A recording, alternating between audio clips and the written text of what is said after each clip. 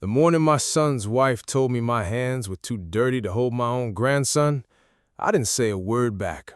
I just smiled, set down the gift I'd built with those same hands, and walked out her front door. That was 4 years ago. She has no idea what that silence cost her.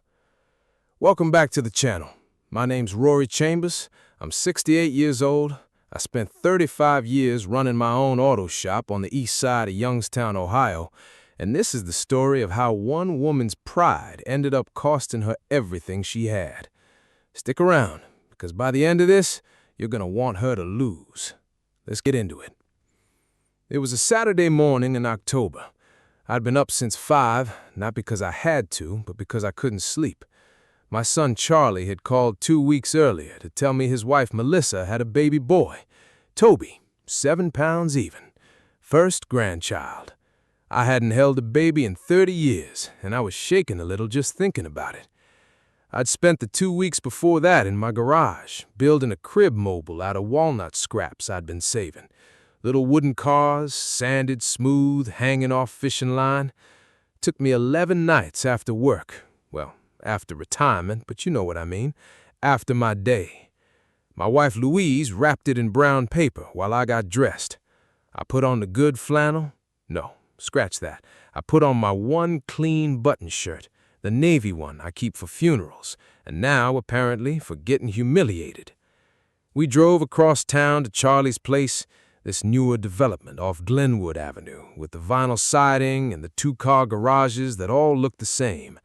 Louise held that wrapped mobile in her lap the whole ride like it was made of glass. Charlie opened the door looking tired the way new dads look tired, happy tired. He hugged his mother, shook my hand, said, "Come on in, Dad." That was the last easy moment of the whole day. We walked into the living room and it was full. Melissa was on the couch. Beside her, her parents, Scott and Demi. Nice clothes, nice watches, sitting like they owned the place. And in a bassinet next to Melissa, Toby, sleeping. Perfect. Melissa looked up at us. And I want you to understand something. It wasn't a smile. It was an inspection. She looked at my boots, my hands, Louise's plain dress. Then she looked at her mother. Half a second, but it said everything. I stepped toward that bassinet with my arms already halfway open, because that's just what a grandfather does. And Melissa stood up fast, got between me and that baby like I was a stranger off the street. "Rory, I'd rather you didn't. You don't exactly live in the cleanest conditions. Don't touch him. Actually, neither of you should." The room went dead quiet. Charlie stared at the floor, didn't say one word in our defense. That hurt worse than anything that came out of her mouth. Then Demi, without even looking at us, got up, lifted Toby out of that bassinet, and carried him down the hallway like we weren't even standing there. I stood there 3 seconds, counted 'em without meaning to. Then I set the mobile down on their coffee table, still wrapped in brown paper, and I said, "Congratulations to you both." I put my hand on Louise's back, and we walked out. Neither of us said a word the whole 4 miles home. Louise didn't cry until we hit our own driveway. I sat in that truck with the engine off for a long time before I could make myself go inside. That night, I made myself a promise. I wasn't going to beg my way into that boy's life, and I sure as hell wasn't going to forget what that woman said to me on the day my grandson was born. What I didn't know yet, what I wouldn't find out for years, was that Melissa was already making sure every card, every gift, every phone call I ever sent that boy's way would never reach him. Not one. If you're just finding this channel, hit subscribe and drop a comment letting me know where you're watching from. This story's got a long way to go, and trust me, she has no idea what's coming for her. 4 years is a long time to wait on a phone call that never comes. I kept a calendar hung on the fridge in the kitchen. Toby's birthdays circled in red every March. Christmas circled in green every December.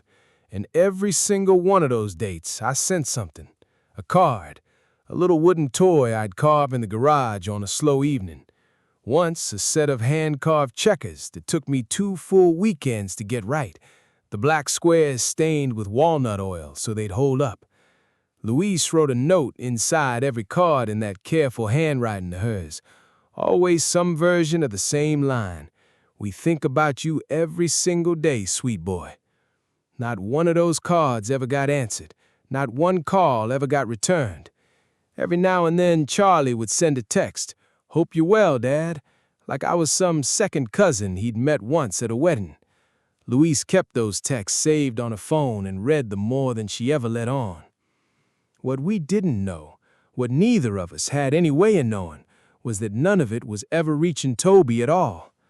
Melissa handled the mail, handled the packages, handled the whole household, really, while Charlie worked long hours downtown and never once thought to ask who was sorting through what came through that front door.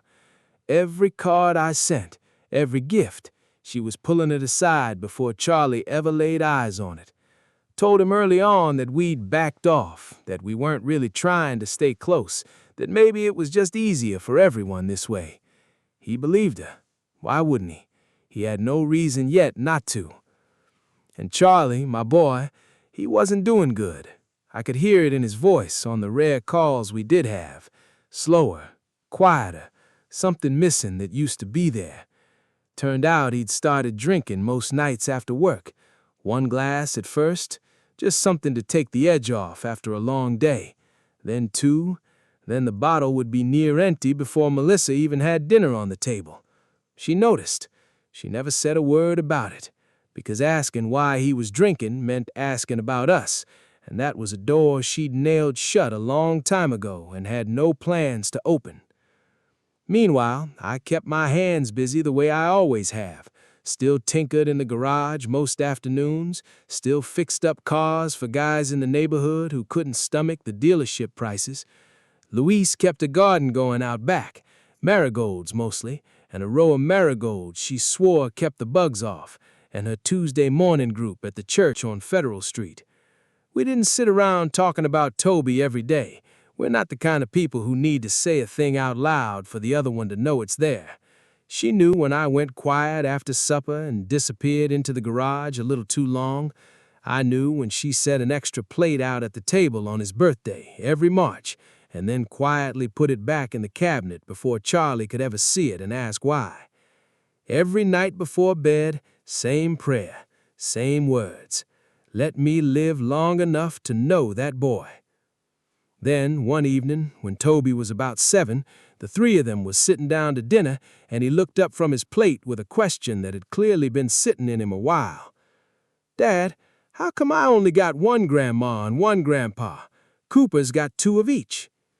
Charlie froze with his fork halfway to his mouth. Across the table, Melissa went very still. "It's complicated, buddy," Charlie said. That was all he managed. He got up from the table, walked down the hall to the bathroom, locked the door, and didn't come back out for 20 minutes. He never told me that part himself, not for a long time.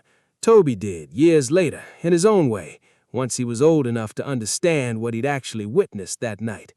But I know my boy, I raised him, and I know now that's the night something in him started waking back up after 4 years of staying asleep on purpose.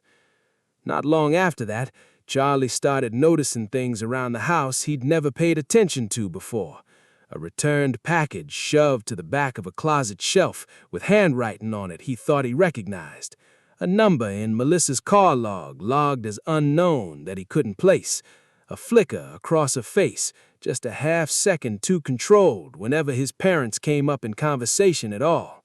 He started looking, and on a Sunday afternoon in November, while Melissa was out running errands and Toby was at a friend's house, Charlie climbed up into the attic to grab the Christmas decorations early and found a box shoved back against the far wall behind the suitcases, pushed back like somebody was hoping it would just become part of the house itself and never be found.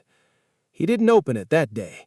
He told me later he just sat up there in the attic for a long while, staring at it, already knowing in his gut that whatever was in that box was going to change everything he thought he understood about the last 4 years. He was right. If you're enjoying this one, drop a like and let me know in the comments what you think Charlie found in that box. We're just getting started. Charlie called me on a Tuesday night, and I knew from the first word something had broken loose. Dad! Just that. His voice was wrecked, like he'd been crying and trying to stop and failing over and over. I sat down at the kitchen table. Louise was across from me, shelling peas, and she looked up when she saw my face change. "I found it," Charlie said. "I found all of it." He told me the whole thing that night, and I'm going to tell it to you the way he told it to me, because I wasn't standing there, but I might as well have been. He'd gone back up to that attic on a Saturday when Melissa took Toby to her sister's place for the afternoon, pulled that box out from behind the suitcases, and finally opened it up right there on the plywood flooring, dust in the air, one bare light bulb hanging overhead. Every card I'd sent, unopened. Every birthday, every Christmas, 4 years of them stacked in order, like somebody had actually taken the time to keep them neat instead of just throwing them away.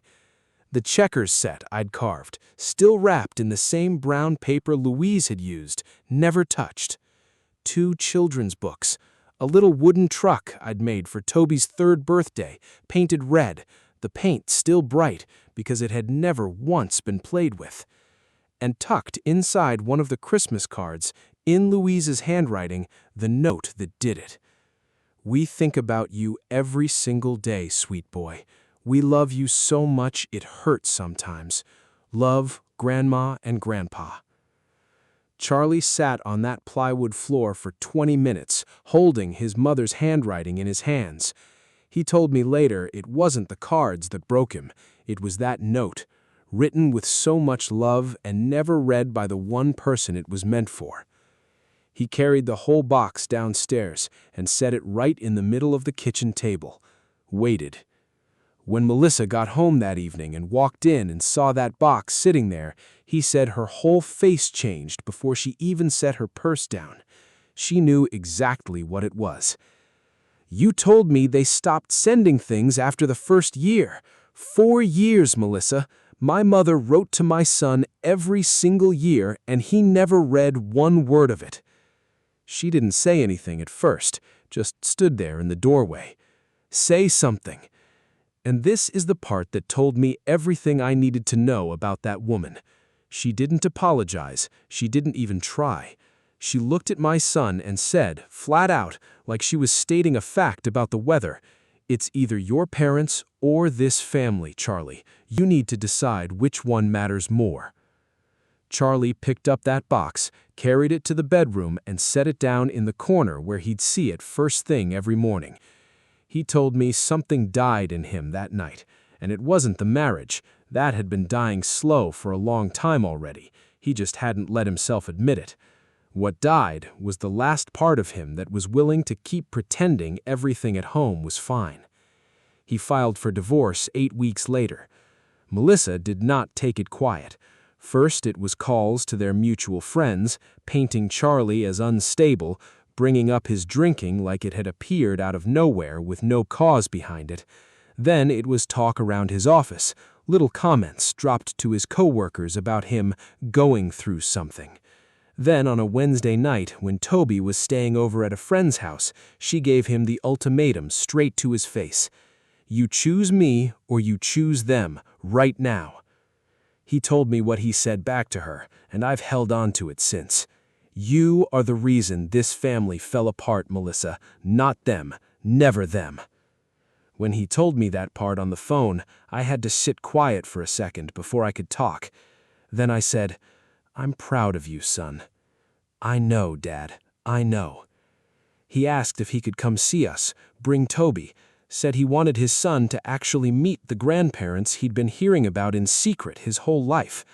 I looked over at Louise, who had been standing in the kitchen doorway the whole time with a dish towel twisted up in her hands, and I didn't have to say a single word. She already knew. Her eyes were wet before I even hung up the phone. "I'll put the coffee on," I told her. 3 weeks later, on a Saturday morning, I heard a car pull into our driveway on Ridgewood that I hadn't heard in 4 years. I walked to the front window and looked out, and there was Charlie getting out of the driver's side. and on the other side of the car, a boy about 7 years old climbed slow, holding on to the door like he wasn't quite sure yet if he was allowed to be there. I stood at that window with my hand on the curtain, and for the first time in 4 years, I didn't know if my legs were going to hold me up when I walked to that door. I opened that front door, and there he was, Toby, 7 years old, dark hair like Charlie had at that age, standing on my porch, holding onto his father's hand with both of his. He looked up at me with the most serious expression I've ever seen on a kid's face, like he was working something out in real time. "Are you Grandpa Rory?" I couldn't get a word out for a second. Had to clear my throat first. "Yes, sir, I am." And that boy let go of his father's hand, walked right up to me on the porch, and wrapped his arms around my middle like he'd been practicing it in his head the whole drive over. I put my hand on the back of his head and held on to him, and I'm not ashamed to tell you I had to look up at the porch ceiling for a second so I wouldn't lose it right there in the doorway. Louise came out from the kitchen, wiping her hands on her apron, and the second she saw him, she made a sound I hadn't heard out of her in 4 years. Just a soft, broken little sound. Then she was down on her knees on that porch, arms around him, and he hugged her back with both arms like something in him already recognized something in her, even after all that time apart. We spent the whole morning out in the garage. I showed him the workbench, showed him where I'd built that mobile 4 years back, told him some of it, not all of it, he was still young. He ran his hands over every tool with that careful kind of curiosity good kids have. "What's this for? How's that work? Can I try it?" I answered every question. By noon, he'd built himself a little wooden box, crooked on one corner, absolutely perfect as far as I was concerned. Louise fed us lunch and sat across from that boy the whole meal just watching him eat like she couldn't fully believe he was real and sitting at her table. After lunch, when Toby went out back to inspect Louise's tomato plants with the seriousness of a building inspector, Charlie and I sat down at the kitchen table together, just the two of us, same as we had 100 times before everything went sideways. He started to talk twice and stopped both times. Third time, it came out.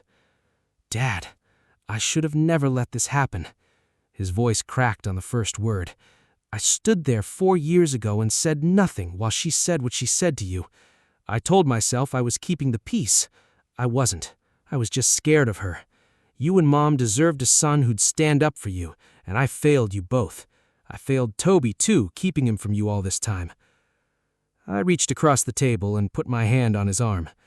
"Drink your coffee before it gets cold," I told him. He laughed, wet and rough, but he laughed.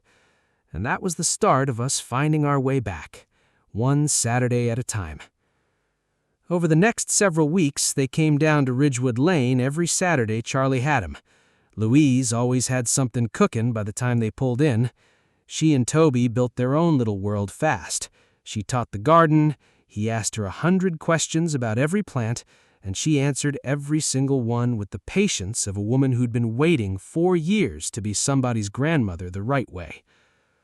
The divorce ground on through the winter, ugly and slow the way these things always are. Lawyers, paperwork, ugly phone calls. Melissa kept fighting, but 4 years of hidden mail doesn't look good in front of a judge, and Charlie's lawyer made sure the court saw every last card. Then, one Thursday afternoon in March, I was out in the garage sanding down a chair leg, radio on low, when I heard a car I didn't recognize pull into the driveway. I set the sandpaper down, wiped my hands on my shop rag, and walked around front. Melissa was standing at the bottom of my porch steps, and next to her, holding her hand, not quite sure what was happening but going along with it anyway, was Toby. She'd never once set foot on my property in 4 years, and now here she was, on my porch, with my grandson standing right beside her like a piece of leverage she'd brought along on purpose. "Rory," she said.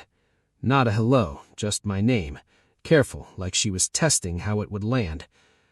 I stood there in the doorway looking at her, and I felt something a lot quieter than anger.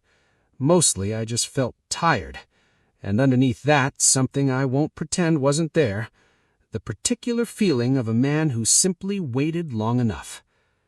"Can I come in?" she asked. I stepped back and let the door swing open behind me. Toby went straight past me into the kitchen where Louise was standing, same as he always did now, like the house already knew where he belonged. She wrapped her arms around him and looked at me over the top of his head, waiting. Melissa stepped into my living room and stood there taking it all in. The bookshelves I'd built myself, the photos on the wall, the worn but clean furniture Louise had kept nice for 40 years. I watched her recalculate something behind her eyes. This wasn't the house she'd built the story around 4 years ago, not even close. She sat down on the couch. Louise quietly took Toby back to the kitchen, giving the room what it needed. Then came the speech. I could tell she'd rehearsed it in the car. Something about family, about stability, about what was best for Toby in the long run. She even got tears going at the right moment. I'll give her that much. She was still performing right up to the end. I let her finish. Then I said, "You drove 3 hours to ask me to talk your husband, your ex-husband, Melissa, out of a decision he already made. And you brought Toby along to help make the ask?" She didn't. "That's the second time you've used that boy," I said. "First time was to keep us out. This time it's to try and pull me in. He's 7 years old." The room went quiet. "Charlie called me the week after that box turned up in your kitchen," I told her. "We've talked every week since. He doesn't need my permission for anything. He's a grown man, and he made this decision long before you got in your car this morning." She stared at me for a second like she was still trying to find an angle. "He knew I'd come here." I said, "He knows you. Whatever went wrong between the two of you, he still knows exactly how you think."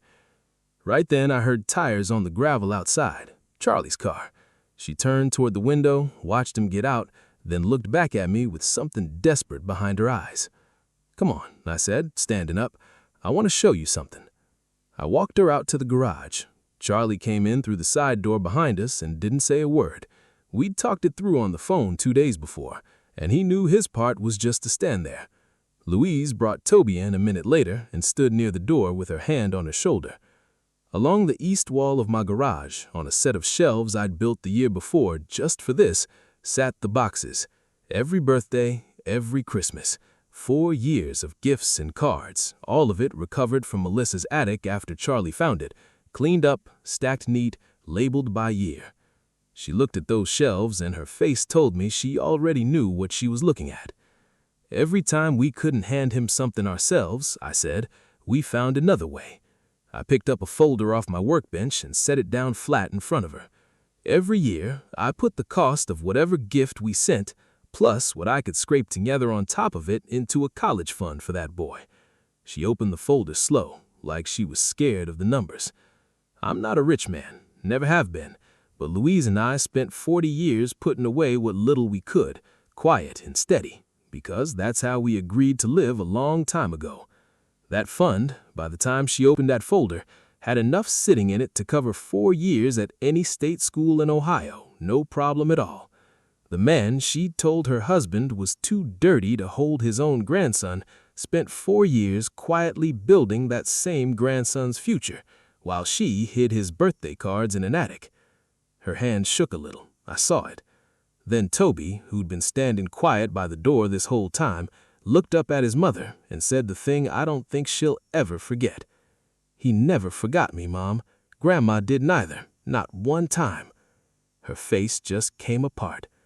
She looked at Toby, then at Charlie, then at me, and she had nothing left to say. She turned and walked out, through the garage, through the house, out the front door. I heard a car start, heard the gravel crunch under the tires, heard it go quiet down the street. Louise looked at me over Toby's head. Didn't say anything. Didn't need to. 43 years together, you learned when words just get in the way. "Who's hungry?" she asked Toby. "Me," he said right away. "Good," she told him, "because I've been waiting 4 years to feed you properly." The divorce finalized that summer. Charlie got primary custody, no contest. 4 years of hidden mail leaves no judge much room for doubt. Charlie splits his time between his apartment and our house on Ridgewood Lane now, and the weeks he's here are the best weeks Louise and I have had in years. He's in the garage with me every Saturday morning. building a small step stool right now, hands getting steadier every week. He and Louise have their own garden bed going, and they argue, friendly, the way family argues, about the right way to stake a tomato plant. People ask me sometimes if I feel like justice got served. Honestly, that word's too big for what actually happened. A woman made choices for 4 years, and those choices caught up to her the same way they always do, quiet and with no good options left by the end. I didn't do anything to her. I just kept showing up, and I outlasted it. If you made it this far, thank you for sticking with this one. Hit that like button, subscribe if you're new, and tell me in the comments where you're watching from.